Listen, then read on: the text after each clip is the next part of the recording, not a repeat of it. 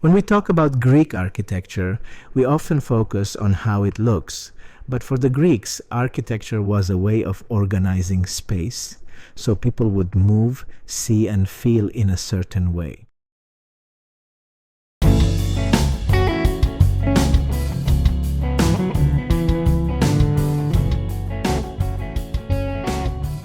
And when we talk about Greek architecture, we're not just talking about temples and columns. We're talking about proportion, order, and how space was designed to shape human behavior. I'm Vivian, and in this episode we explore Greek architecture not only as monumental design, but as part of everyday life, how people lived, gathered, and understood beauty and balance.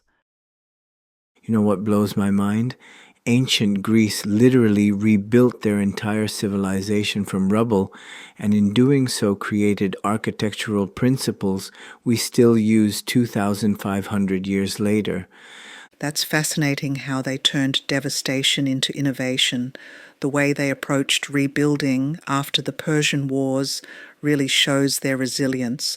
Well, what's really interesting is how they had these different phases. Like first you had Themistocles, who was basically like to just get defense walls up fast. He was all about defense and basic shelter. Though you can't really blame him for that approach, given they'd just been invaded and burned to the ground, right? But then Simone comes along with this completely different vision. He's thinking, let's make this place beautiful and functional. You know what I mean?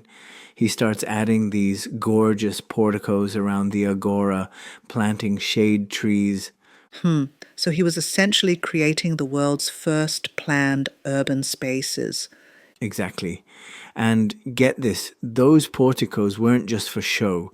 They had these amazing paintings by artists like Poliotus and Mycon, but they also served as shelter for merchants and meeting places for politicians. That's such a brilliant combination of form and function. You know what fascinates me, though? How they managed to build something like the Parthenon without modern technology. Oh man, let me tell you about the Parthenon. This is where it gets really interesting. So they actually had to create more surface area on top of the Acropolis hill using rubble from older buildings. Like they literally built up the ground to make space for it. Well, that must have been an enormous engineering challenge on its own. And here's the thing, it took them 15 years to build from 449 to 434 BCE. But what's really wild is how they had these two master architects, Echinus and Kykrites, working under this artistic genius, Phaedas. So it was like having the Renaissance masters all working on one project together. Exactly.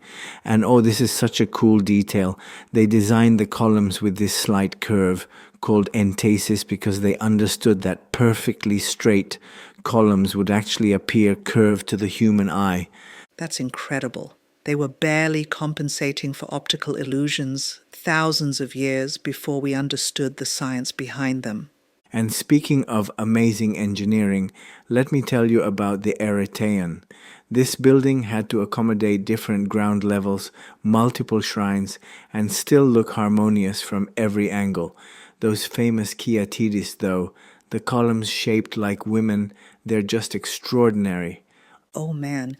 You should hear how they described them in ancient text. Virgins enclosed in columns with faces showing the knowledge of holy service. Like these weren't just support columns, they were telling a story. That's such a beautiful way to think about architecture as storytelling in stone.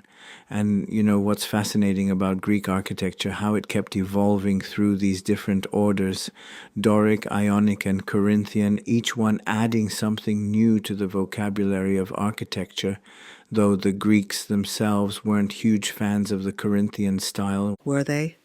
No, they thought it was too, ostentatious. They believed in this idea of noble simplicity.